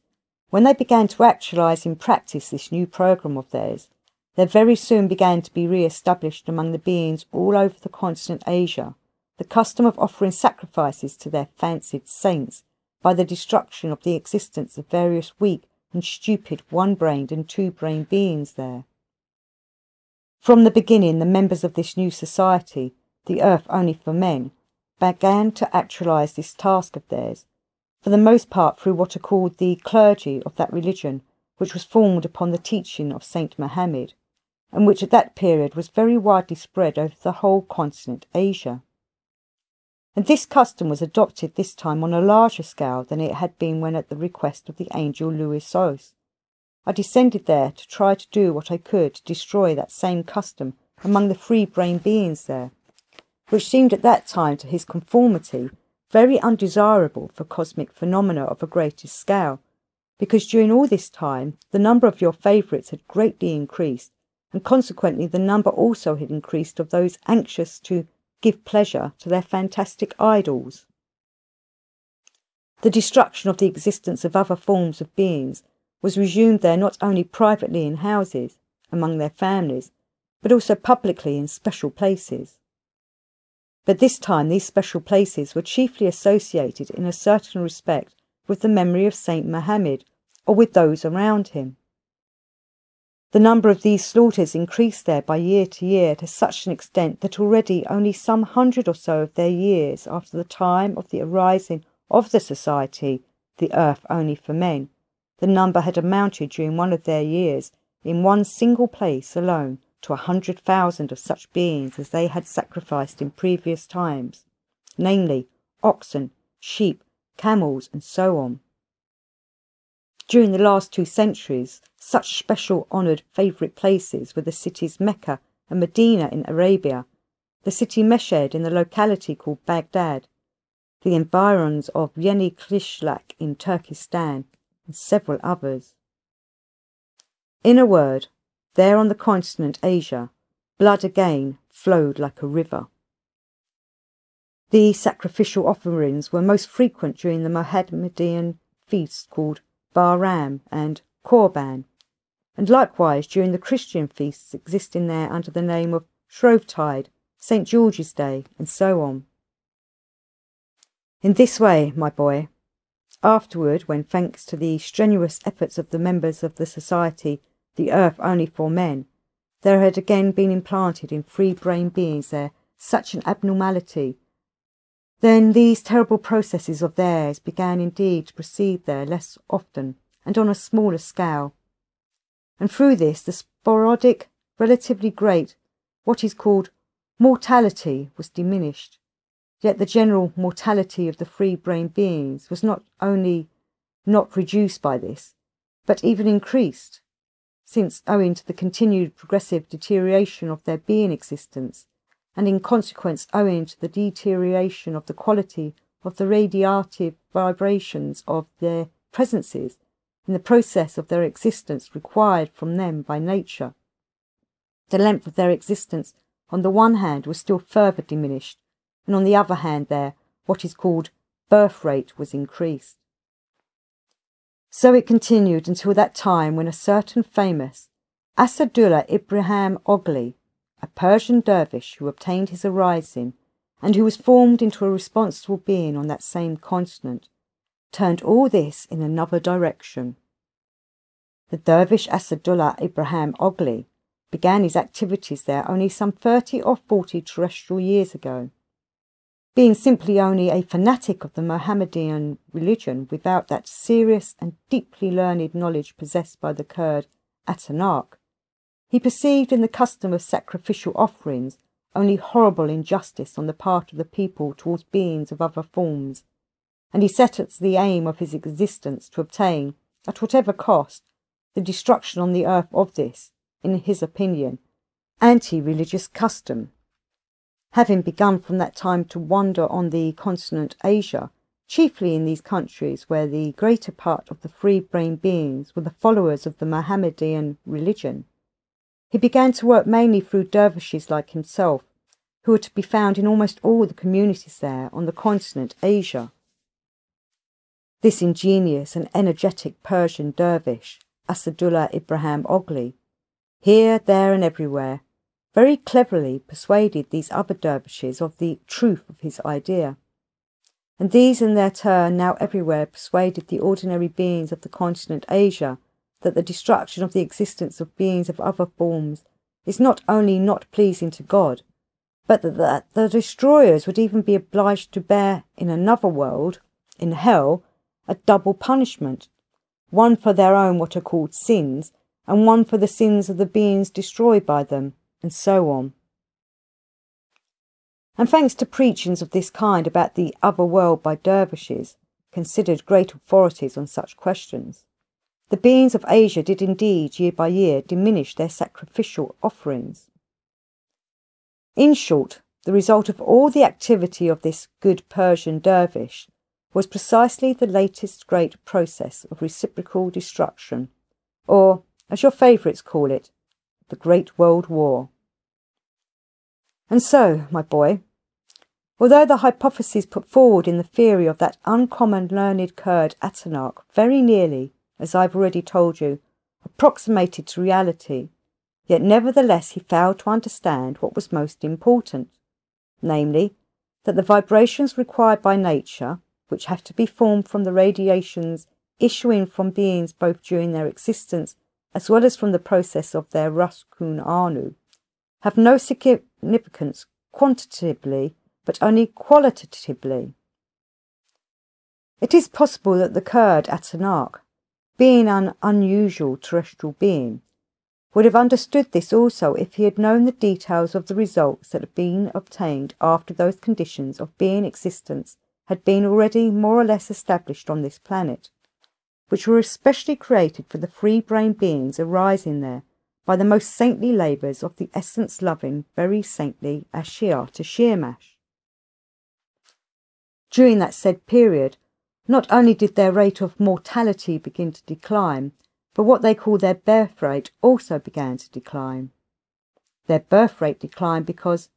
when the free-brained beings there were already existing more or less as is becoming to free-centred beings, and when the radiations issuing from them were yielding vibrations more akin to the vibrations required from them by nature, both for the most great common cosmic trog-auto-egocrat in general, and for the maintenance of the moon and Anulius in particular, then great nature did not fail to adapt herself to the diminishing of their birth rate, the more so as in recent times the need for the said vibrations for the maintenance of the existence of the planet Moon had to be diminished. The aspect of this fundamental question regarding the significance of the sense and aim of the existence of your favourites is so important for the understanding of a great deal that proceeds there on the earth, and by the way also of the question touching the causes of war, that I consider it necessary to refer to it once more. I first learned that the destiny of beings arising on this planet of yours is chiefly to elaborate, by means of the process of their existence, the vibrations required by nature for the maintenance of those former parts of the planet now called Moon and Anulius. When, do you remember, I became worthy personally to converse for the second time with his conformity, the then still angel, but now archangel, Luozos. His conformity then told me that Although the movements of both former parts of the planet Earth were now already finely regulated with the general harmony of movement, and that every kind of apprehension of some or other surprise in the near future had absolutely vanished, yet to avoid any possible complications in the distant future, it had been explicitly decided by the most high, most sacred individuals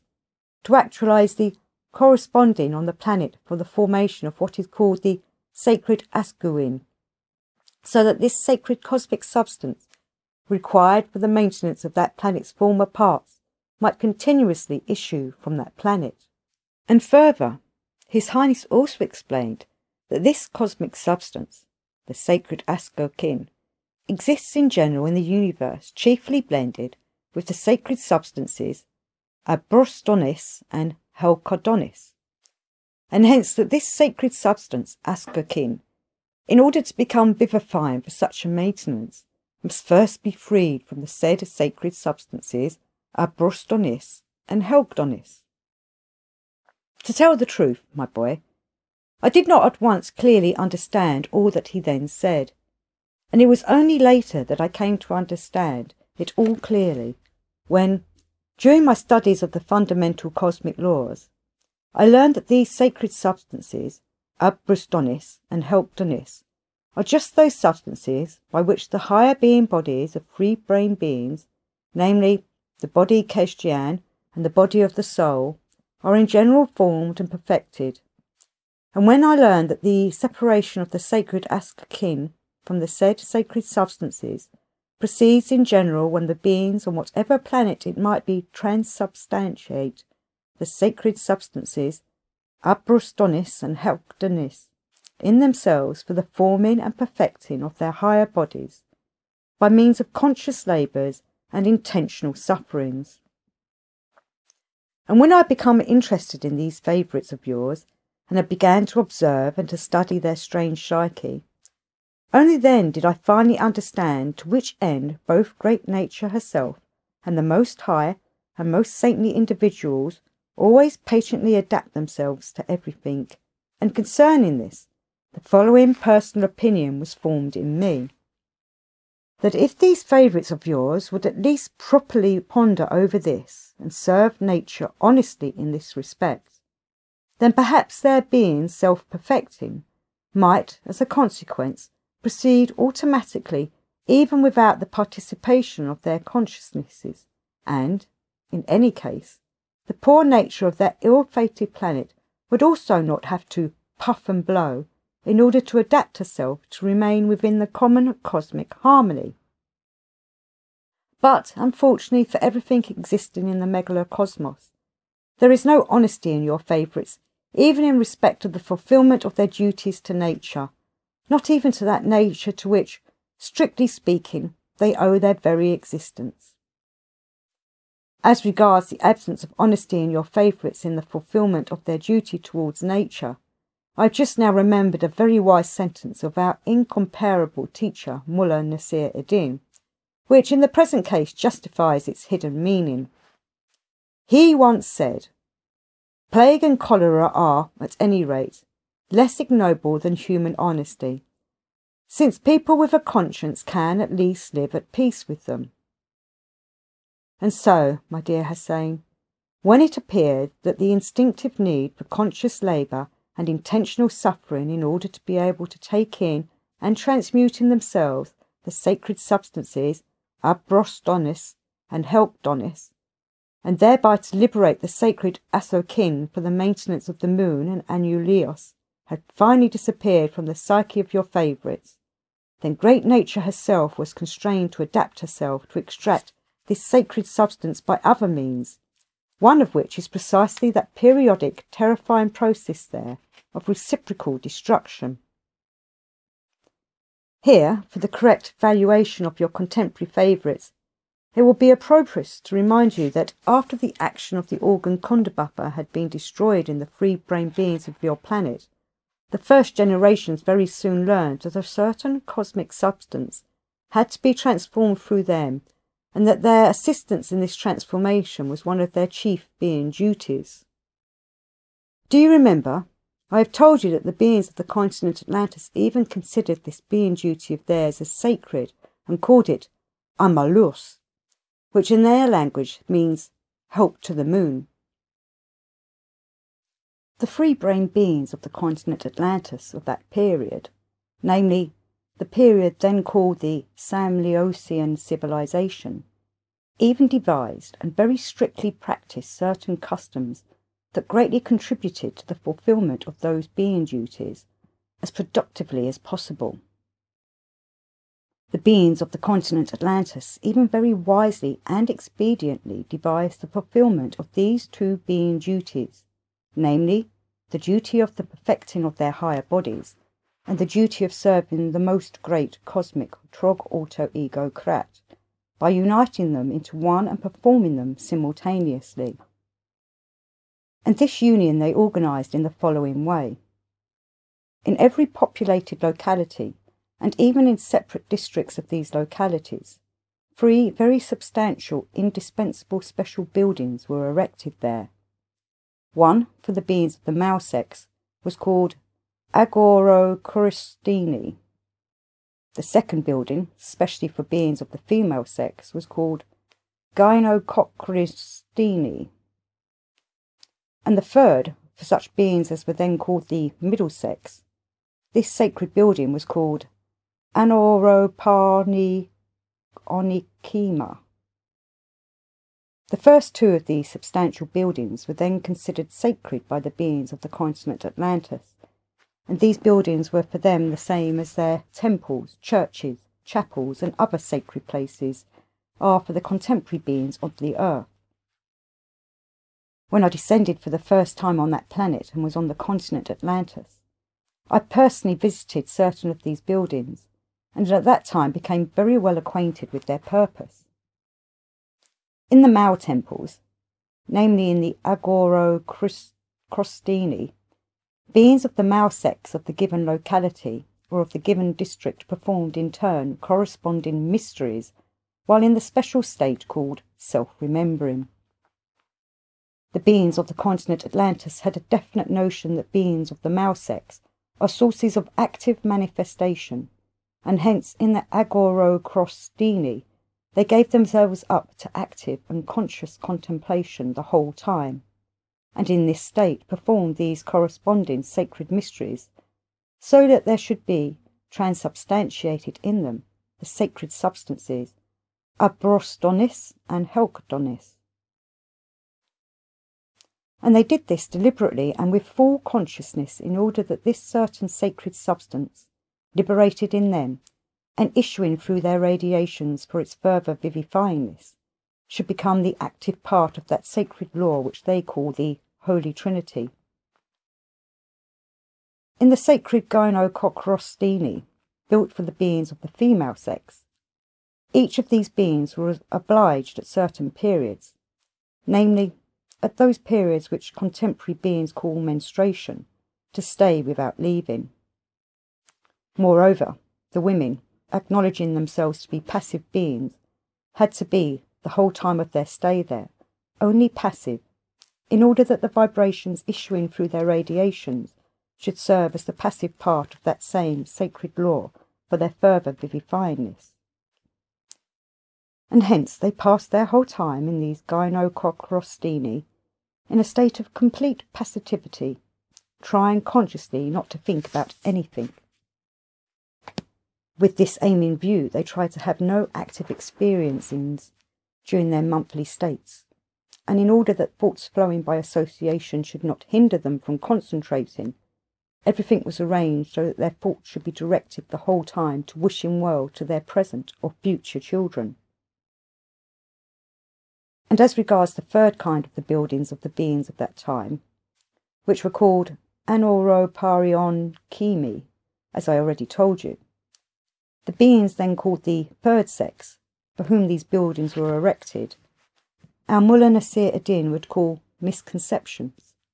or beings who are neither one thing nor another. Among these middle sex beings were beings both of the male sex and the female sex. These were beings who, for various reasons, already lacked the possibility either of perfecting themselves or serving nature. They were, as is said in a saying of our same Mullah Nasir Eddin, neither a candle for the angel nor a poker for the devil. Those beings of the male sex were put into these houses for a certain time who, for some reason or other, were already entirely deprived of the possibility of ever consciously contemplating, and of the number of the beings of the female sex. Those were placed in them who genuinely either did not menstruate at all, or in whom menstruation occurred abnormally. Likewise, those who in the sense of their sexual desires became transformed at certain periods into, as it was said there, Kanani many, or as our dear Mullah would say, into veritable mares in the spring. Among the beings then on the continent Atlantis, conceptions of several definite, very peculiar symptoms were current, according to which the given beings were recognised and confined in the Anoroparyon Nikami. And these symptoms were as follows. 1. If a being believed in any kind of balderdash. 2. If a being began to prove to others anything about which he himself knew nothing whatsoever, or was not sure of. 3. If a being failed to keep his word of honour, or took his oath in vain. 4. And finally, if there appeared in any being tendencies to spy upon the others, and to be occupied with tuk so kef. But the most conclusive symptom of all was when that property appeared in somebody which was then called moral usukul, and which contemporary beings already consider an illness and call hemorrhoids. In these Anoroparyon Nikimi, beings of this kind were obliged to remain without stirring from them during those periods indicated by the surrounding beings. But they were under no compulsion to do anything, but existed as they liked. In regard to them there was only one aim, that they neither met nor spoke with normal beings of the given locality. Such beings were then confined in these buildings because, according to the notions then, they at certain periods of the month, thanks to their various taints of theirs, interfered by their radiations with the quiet and regular existence of the surrounding beings. Yes, indeed, my dear boy, beings of the later period of the existence of the continent Atlantis had already many very good customs for normal being existence. But, as regards the contemporary beings of your planet, one can only pity them, because owing to the second great calamity to their ill-fated planet, the said continent with everything upon it entered into the planet, and with it there disappeared also all those good customs for ordinary existence which had gradually, during long centuries, entered into the process of their ordinary existence. After that continent of Atlantis had perished, the custom was again on the point of being re-established among later free-brain beings there, of having special constructions similar to those of which I have just told you for the process of ordinary existence. The need for these special buildings were again understood, and they were actualized by a very sensible Hebrew king named Solomon. And that special building which this sensible Hebrew king decided first of all to construct, and which still continued long afterwards among his subjects, was called Tak Chan Nan. They somewhat resembled the gynecochorostini, such as had existed in Atlantis. And beings also of the female sex were put into them, and they were obliged to remain there during the whole of their menstruation. The King Solomon hastened then to establish this custom because, during his wise reign, he had often constated that when beings of the female sex experienced the state of menstruation, their character became for the surrounding beings, especially for their husbands, not only intolerable, but in respect of resulting inconsistent relations and dealings with other beings like themselves, even psycho-organically harmful, and he therefore decided without delay to promulgate a severe law for his subjects, according to which special isolated buildings were compulsorily constructed near every populated district in which to confine the beings of the female sex for the whole duration of their said state. I even chanced to read the law he promulgated. In this law it was said, among other things, that women during their menstruation are, in the consecrated sense, unclean, and that during these periods, for others, and especially for their husbands, not only to touch them, but to speak with them, is the high sacrilege and a crime. An unclean force or evil spirit will enter into those husbands, or into men in general, who touch or even speak with them during this period, in consequence of which there would be among men in their everyday relations and affairs only misunderstandings, quarrels, and enmity. This last statement of this great earth sage, King Solomon, remains today an unchangeable truth. And indeed, at the present time, this also is one of the numerous causes thanks to which, in the general complexity, ordinary existence has already become nonsensical in the extreme for the beings of your planet. In the contemporary earth beings of the female sex, there is still further increased during these states that specific property of theirs, which was acquired in them during recent centuries, and which they call hysteria. And during this state of theirs they bring surrounding beings, particularly their husbands, to this, that the latter became like those beings there of whom our great Mullah Nasir ad-Din says, the purpose of their existence is to be the victims of leeches. And indeed, it is only because the contemporary beings of the female sex go about freely during menstruation that many contemporary beings of the male sex not only can never have good and kind relations with each other,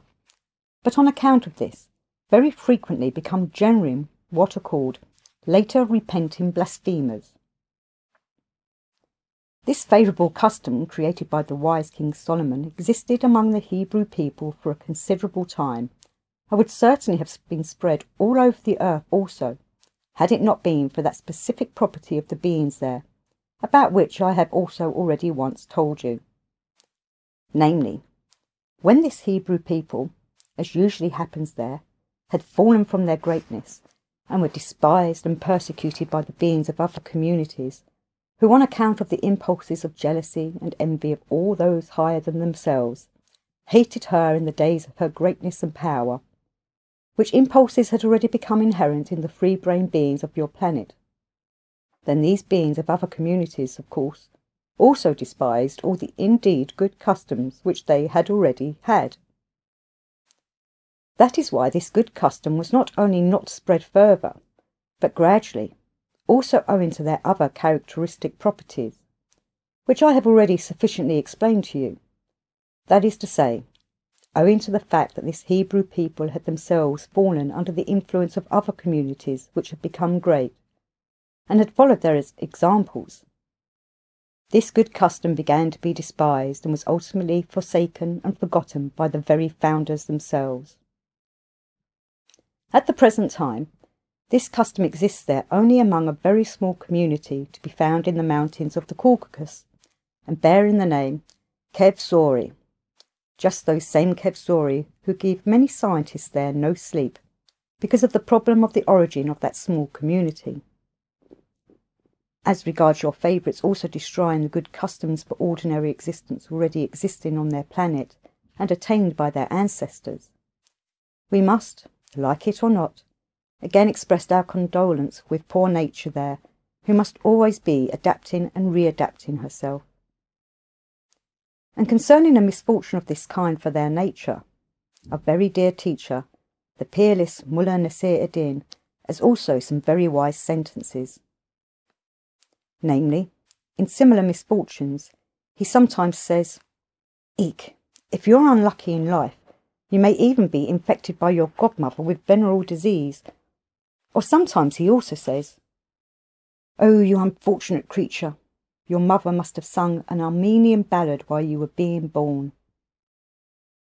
Even the interpreter of Russian wisdom, Kusma Prutkov, has good sayings for such a case. The unluckiest among us is the fir cone, because every Makar stumbles over it. I repeat, this unfortunate nature of the planet Earth must continuously and without respite adapt herself to manifest always otherwise, and yet again otherwise, so as to remain within the common cosmic harmony. in order that you may represent to yourself and understand well in what way unfortunate nature there so adapts herself that there should be attained what is called the equilibrium of vibrations required from this planet for the common cosmic harmony, I shall explain to you only about one fact which is just now being actualized there, that is to say, subsequent to that process of theirs which they called the World War. It was plainly owing to the fact that during the said process what is called poison gas was invented by beings called Germans, and what are called special rapid-fire machine guns by beings called Englishmen, that the amount of rascuanus, or deaths unforeseen by nature, took place on this occasion, and in a far greater quantity than was then required by her, or as the candidates for Hasnas Mas there, namely the commercial businessman, would say,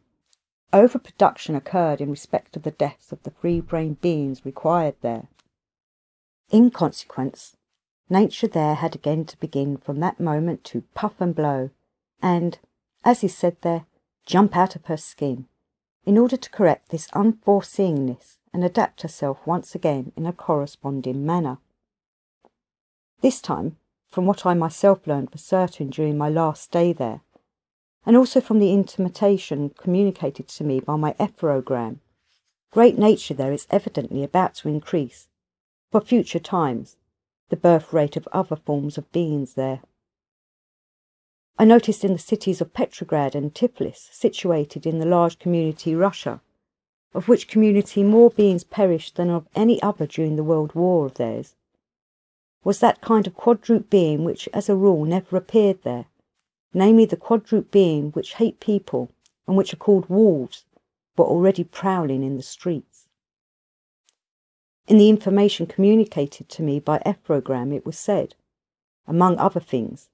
that in the same large community, Russia, the birth rate of beings of the kinds of rodents called mice and rats had increased to such an unprecedented extent that at the present time they are beginning to devour most of the stored provisions of the beings of the said community. It was further conveyed in the same epherogram that the power-possessing beings of the community Russia had applied to the beings of another European community to undertake the destruction of the existence of those small beings, mice and rats, which had multiplied among them, in return for which they promised to pay them as much money as it would cost. Though a temporary reduction of the numbers of these poor rats and mice may be obtained by the various means at the disposal of those specialists in the destruction of the existence of others, yet the beings of the other communities will possibly not quite consent to do this gratias. To pay in money, however, this the beings of that Russia who promised it will, of course, not be able to do, since it might cost them in money much more than their last war. And to get money from the same sources from which they drained it during that great process, as our dear Mullah Nasir Eddin says, as to this, nothing doing, even a donkey can understand that peasant fest costs nothing in peacetime. Having said this, Beelzebub became silent and began to look expectantly at his grandson, who, as if talking to himself, very sadly, in a tone full of despair, said, "How will it all end? Is there really no way out at all? Must these unfortunate souls who were formed on that unfortunate planet really remain eternally unperfected and be endlessly coated into various planetary forms and everlastingly toil and moil on account of the consequences of the properties of that accursed organ Kundabuffer, which, owing to the reasons extraneous to them themselves, was attached to the planetary bodies of the first free-centred beings of that ill-fated planet? Where, then, is that pillar upon which, as it were, our whole megacosmos rests, and which is called justice? No, this cannot be. Something is wrong here, because during the whole time of my existence, not once has a single doubt ever crept into me as to the existence of objective justice. All I have to do is just to clarify and understand. Why? Why? At any rate, from this present moment, the aim of my existence shall be to understand clearly why the souls arising in these terrestrial free-centred beings are in such an unprecedented, terrifying situation. Having said this, poor Hussein, full of melancholy, drooped his head and became sadly thoughtful. And Beelzebub looked at him with a very strange look. Strange because in this look his love for Hussein was very clearly seen,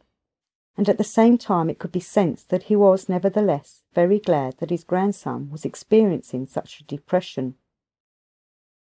This silence continued a fairly long time. At last Beelzebub heaved a deep sigh, with, as it were, the whole of his essence, and spoke to his grandson in the following words. "Yes, my dear Hussein, certainly there is something not quite right here. But if nothing could be done for the beings of that planet by that being who now already has the reason of the sacred Pud-Kul-Lad, and is one of the first assistants of our endlessness in the government of the world, namely, the very saintly Ashiata Shirmash, if he could do nothing, what then can we expect, we beings with the reason of almost ordinary beings? You remember the very saintly Ashiata Shirmash, then in his deliberations, under the title, The Terror of the Situation, said, "If it is still possible to save the beings of the earth, then time alone can do it." We can now only repeat the same in regard to this terrible property of theirs, of which we have just been speaking, namely their periodic processes of the destruction of each other's existence. We can only say now that if this property of terrestrial beings is to disappear from this unfortunate planet, then it will be with time alone, thanks either to the guidance of a certain being with very high reason, or to certain exceptional cosmic events. Having said this, Beelzebub again began to look at Hussein with that same strange look.